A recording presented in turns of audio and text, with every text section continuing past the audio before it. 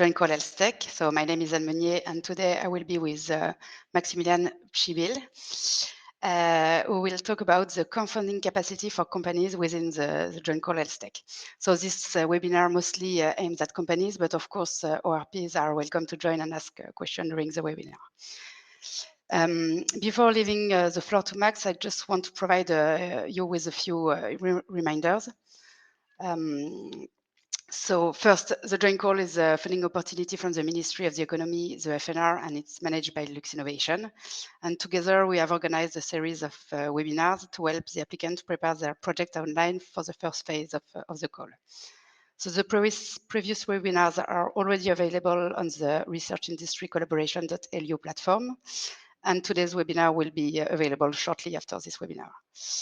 Note that we will also share the slide of today's presentation after the webinar. And there is another webinar called a completeness check of the applicant for the first phase of the Joint Call HealthTech. It's going to be on March 21st, and you can already register for this last webinar. Another important information for you is that the deadline to submit the project outline for the first phase is March 31st at 2 p.m. For this project outline, everything is to be done on the platform. And if you haven't done, if you haven't registered yet, we strongly encourage you to register and invite your partners on the platform as soon as possible, so you can access the project outline form and the list of the required attachment. Maybe last thing for on the right of your screen, you have several tabs. In the question tab, you can directly write your question during the presentation, and we will answer them at the end in the Q&A part of this webinar. So now I wish you a very informative session, and I will leave the floor to Max. Thank you very much, Anne, for the nice introduction, and good morning, everyone. Welcome also from my side to our second Q&A session for the Joint Call HealthTech about the co-funding capacity for the interested companies. And as Anne just mentioned as well, this webinar is of course focusing mostly on the interested companies that would like to participate in this call. But of course, all the interested research organizations are also more than welcome to assist us today. And at the end of the session, all of you will then also have the possibility to ask your questions, and we will be happy to answer them as good as we can. So to directly jump into the interesting part of today about the co-funding capacity, you can see here on the slide a reminder from the last Q&A session actually, which was about the main eligibility criteria for the companies. And if there are some people who would like to know more about these eligibility criteria, but did not have the chance to attend our last Q&A session, I would also invite you to have a look at the replay of the webinar that is available indeed on the Research Industry Collaboration platform. So among these main eligibility criteria, you can see on the left also the co-funding capacity for the companies, which will be the main subject of today's webinar. And for the companies, the Joint Call HealthTech is actually based on the national RDI law from 2017, which is indeed a co-funding mechanism. So this means that the company must demonstrate its viability and financial soundness regarding its contribution to the project. And based on the maximum aid intensities that you can see at the bottom of the slide, the companies will then need to demonstrate that they have sufficient financial resources to cover their own part of the project costs, so those costs that cannot be funded by the Ministry of the Economy. So to give you an example, if a small company, for instance, can benefit from a funding of up to 60% by the ministry, then it would need to demonstrate that it can at least finance the remaining 40% of the project costs by its available funds. So this co-funding capacity should be mainly made up of available equity. Nevertheless, there's also the possibility for the companies to rely on other financing sources. So as indicated here on the slide, you could also rely, for instance, on a capital increase, free cash flow, or also some loans. But I will give you more details on these financing sources on one of the following slides. So here also a reminder from the last Q&A session about the eligible project costs within the Joint Call HealthTech, so the eligible costs for the companies. Here we have especially the internal staff costs of the applicant company, which are the gross monthly salaries of the people or the internal employees working directly on the project realization, plus also a top-up of 20% to cover the employer's social security charges. We then also have the investments and equipment costs that shall be depreciated over the duration of the project. So in this case, we would have, for instance, the depreciation costs of a machine or some hardware that you would like to use during the project realization.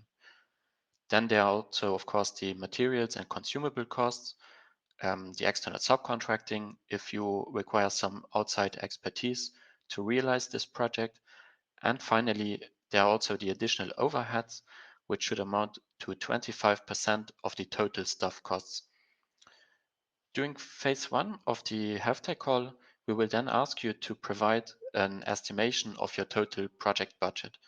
So here it's really important to provide a realistic estimation already during phase one, because as we are speaking about it today, the co-funding capacity is really one of the key evaluation criteria, and therefore the budget estimation should be already quite realistic and precise.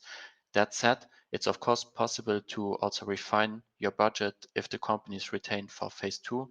So there's no issue if you need to adjust it a little bit during phase two. So here on the slide, you can now also see an example of such a budget estimation for phase one. And what's really important to say is that this budget estimation will help us, on the one hand, to estimate the maximum state aid that the company can request from the Ministry of the Economy. But on the other hand, it will also help us to estimate the required co-funding capacity that a company will need to provide. So if we take this example here on the slide, we have a company that has an eligible total budget of 820,000 euros. And what I would also like to illustrate today, because we had some questions during the last webinar on how to calculate the additional overheads. So maybe let's just take this example here. So we have a company who has internal staff costs of 400,000 euros. So as I said before, those would be really the gross monthly salaries of the employees that are directly working on the project realization. On top of these gross salaries, there are also then there's the top up of 20% for the employer social security charges, which amount here to 80,000 euros. And now to calculate the additional overheads of 25%, you would need to combine, first of all, these gross monthly salaries, so the 400,000 euros, plus the top up of 20% for the employer's social charges, so the 80,000 euros, and multiply it by 25%. So in this example, the company would have total staff costs of 480,000 euros multiplied by 25%. This would lead us to additional overheads of 120,000 euros for the project. Now, once you have estimated your budget for phase one and you have detailed all the different cost categories, you would then also need to multiply it by the applicable aid rates that you can see on the right of the slide. These aid rates are the ones that apply for the collaborative experimental development projects, as we expect them to be in the Joint Call HealthTech. So if we take, for instance, the example of a small-sized company with a budget of 820,000 euros and a maximum aid rate of 60%, this would lead to a maximum state aid that the company can request from the ministry of up to 492,000 euros. And the remaining 40% of the project would in that case be the required co-funding capacity that the company needs to provide to cover its own part of the project. Maybe just also a short reminder about the maximum aid amount that the ministry can provide per project. So the limit will be 700,000 euros per project for the companies.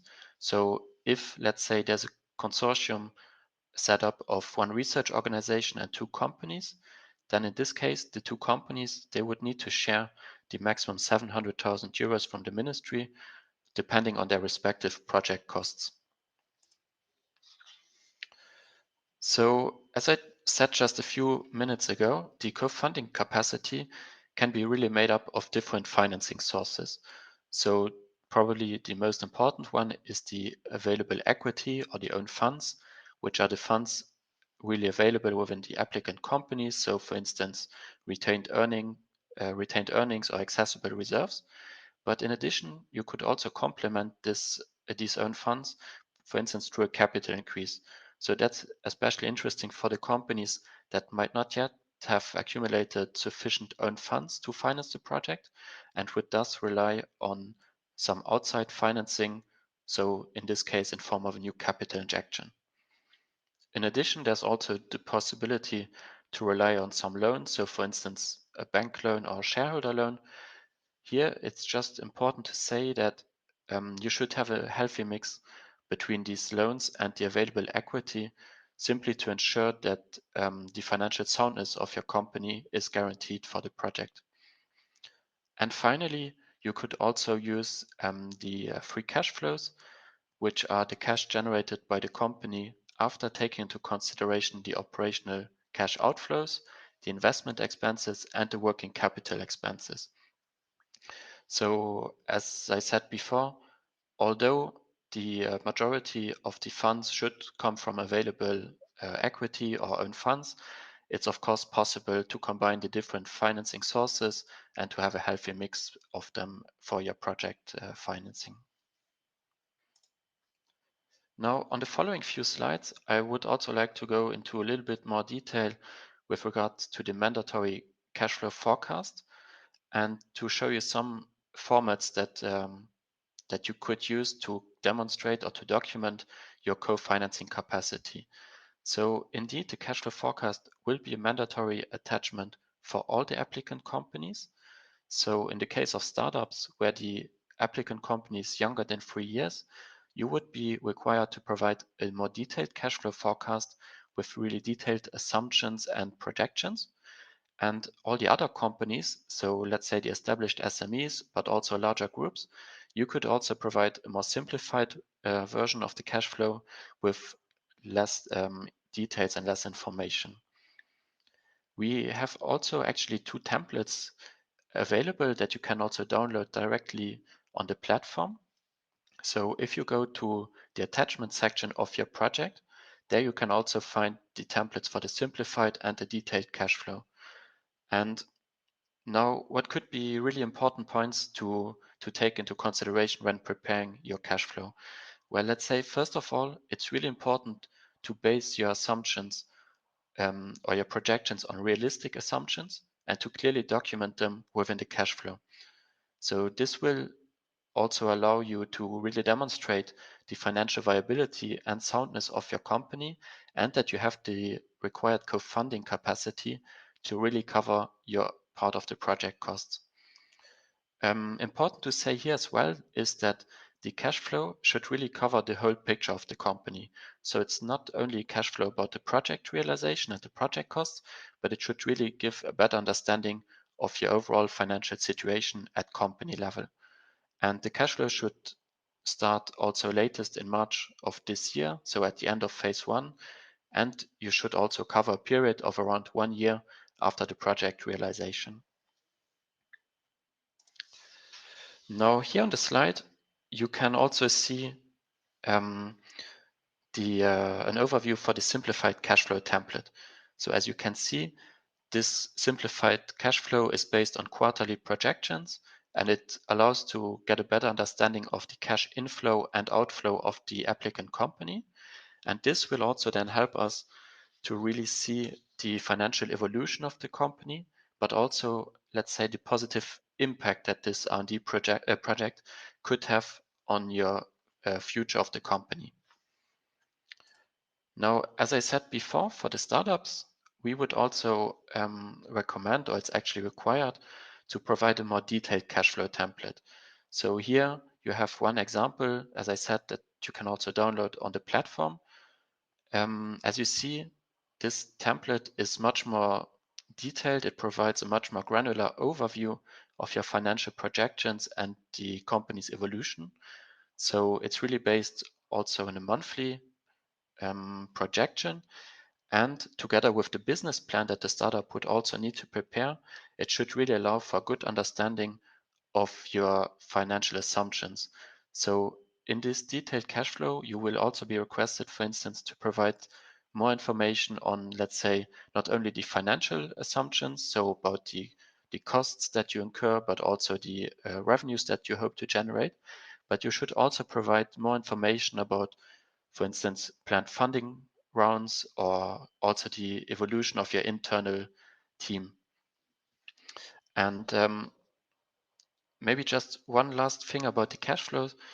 What's really important, no matter whether you prepare the simplified or the detailed cash flow, is really to provide clear assumptions, to document them clearly also in the cash flow, and thereby to give all the required information to understand your co-funding capacity.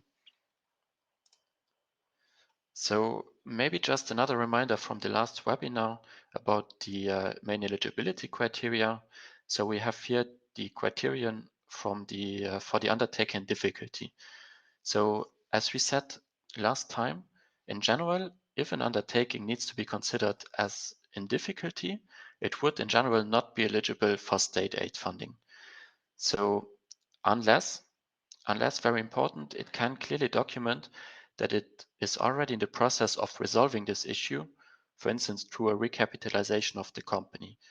So just in a nutshell, um, all companies that are older than 3 years at group level would be considered as in difficulty if they have lost more than half of their subscribed share capital through accumulated losses. And this criterion would also need to be verified at two different levels. So first of all, at the level of the applicant company itself, but then also at group level. And therefore, it's really important that you also provide as a financial attachment to your phase one application, really the last annual accounts of the applicant company itself. So really the accounts for 2021 and let's say at least a draft for 2022. And for the group, you should also, if applicable, provide the highest consolidated accounts available. So if your group is part of, or your company is part of a group, but you don't have any consolidated accounts, this can also be done through a simplified aggregation.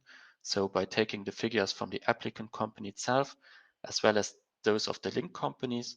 And if you have any further questions on this aggregation, you can also ask them either directly today or after the webinar.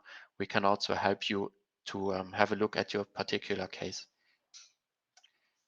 So as I just said, if a company is considered being in difficulty, you would need to provide some relevant documentation to show that you are already in the process of resolving this issue.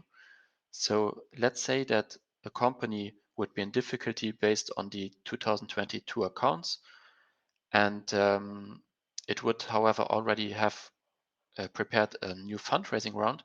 Then we would really invite you to provide some supporting documentation on this financing round within your phase one application. So this could, for instance, be some term sheet or letter of intent from the investors to clearly highlight that you are already resolving this undertaking and difficulty issue.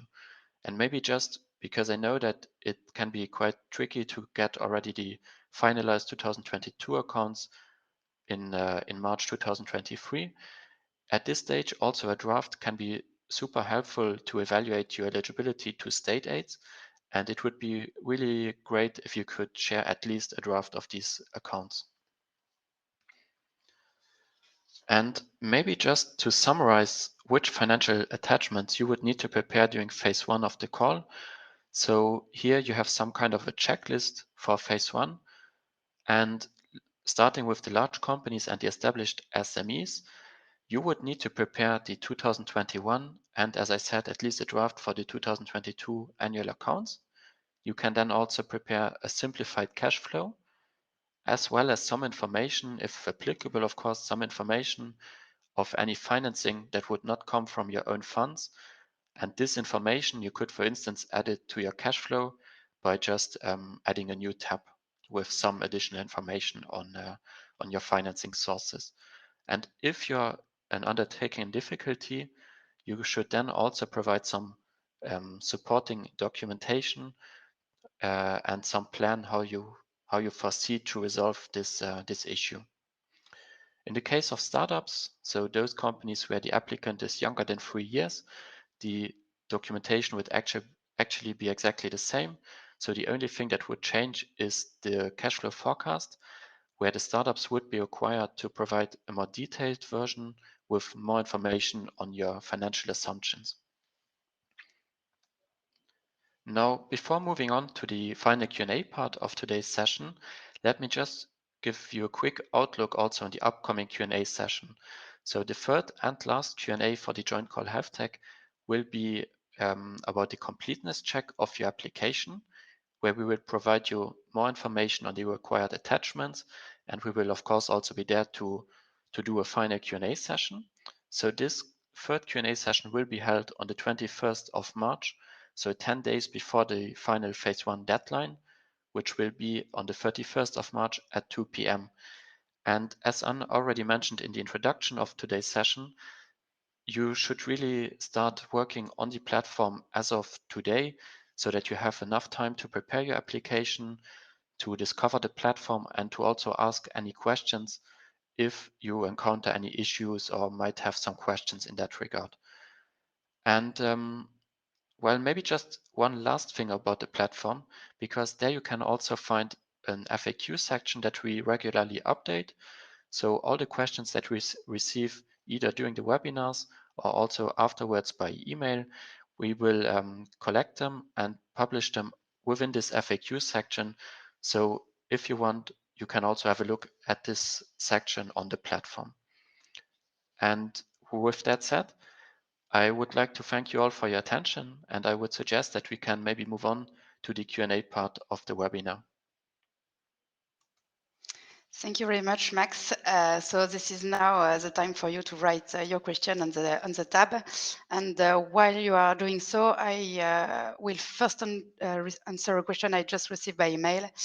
The question is, where do you find the replay? Actually, you have to go to the platform, so research industry collaboration.lu, but you have to stay on the main, the home page. You do not select the call yet. Just stay on the home page and scroll down, and here you will see the link for all the past webinar and the replay. So that was for the first question. So do you have any question regarding the topic of today now? Please feel free to write any questions. Max, maybe anything else to mention? I think we already said everything, but as it's so important, I would really like to remind everyone about that they should really start creating their projects on the platform as of today. So to really have enough time to prepare everything. Indeed, the phase 1 project outline will not ask for a lot of details. So it's a rather short documentation that you would need to prepare, but to be aware of all the questions, of all the attachments that you would need to prepare as well. Really, we can only invite you to start working on the platform as soon as possible.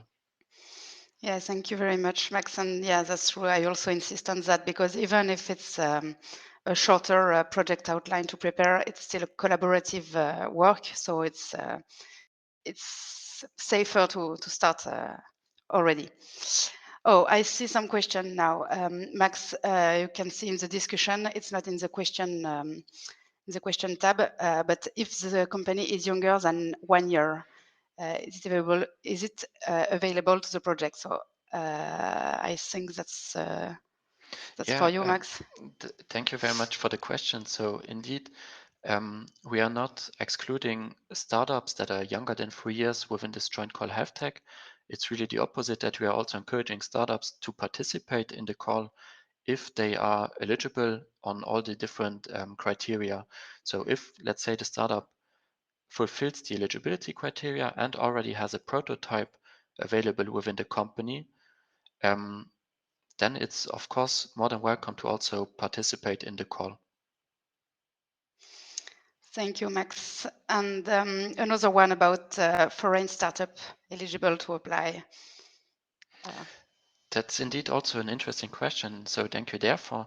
So indeed, this joint call HealthTech can only support the Luxembourgish companies. So the Ministry of the Economy can only finance Luxembourgish startups or established companies, and the Luxembourgish National Research Fund, so the FNR, they can only co-finance the Luxembourgish research institutes. However, there's of course the possibility as a foreign entity to also participate in a consortium if this makes sense for, let's say, the overall project scope and for all the partners. However, this foreign entity would need to ensure its own financing of the project. So could come either that you would participate as a self-funded partner, or that you might get some funding from a foreign authority. But from the Luxembourgish entities, the foreign startups can unfortunately not receive any funding. Thank you very much, Max. Any other question? I think it was very clear, and in any case, if you have question, you can still contact us by email. I just want to give you some details about some things that we've been asked a lot over the past few years. This is not related to the topic of the day, but it's about the need of MVP to apply to the joint call.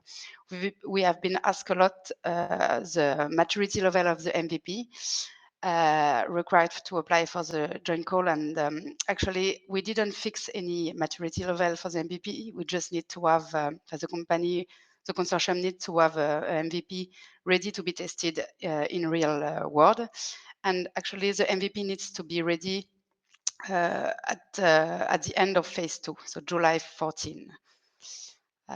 So that was a clarification on that. I have a question. There is another question in the tab. Let me just. Can a company already funding during the first joint call can apply again? Last time we was informed that this cannot work and can even be an advantage if we're like, okay. So actually, yes, I can take it, Max, if it's okay with you. Yeah. Sure. So yes, a company can apply for the second joint call, but you have to keep in mind the eligibility criteria. So the co-funding capacity, obviously. So the company needs to be able to co-fund the second project as well. But another important parameter is also the human resources. So if the company has the human resources and the co-funding capacity, it is possible for the company to apply for the second project. It is also important to clearly define the objectives of the second project, which must be different from the first project, and the budget as well should be clearly clearly different. You cannot finance two. Sorry, that's not clear. You have to have different objective and different costs for each project. But yes, it's possible.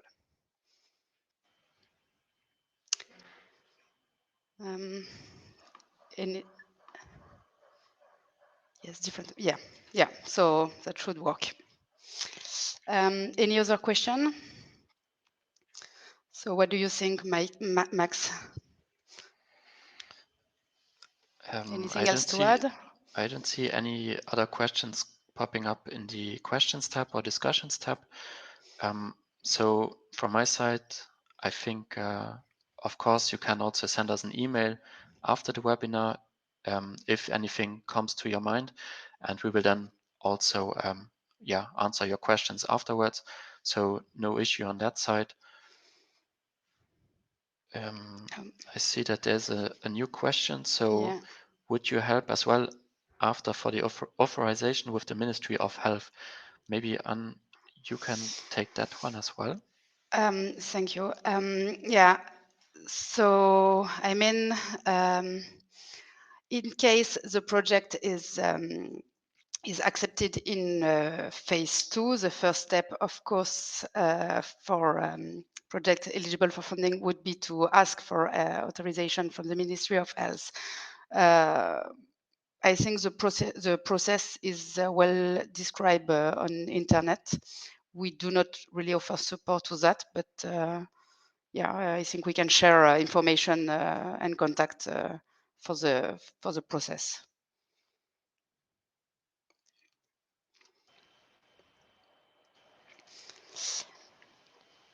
Perfect. Okay. I don't see any other questions. So Mm, maybe just again, thank you very much for your attention and for your interest in this second edition of the Joint Call HealthTech.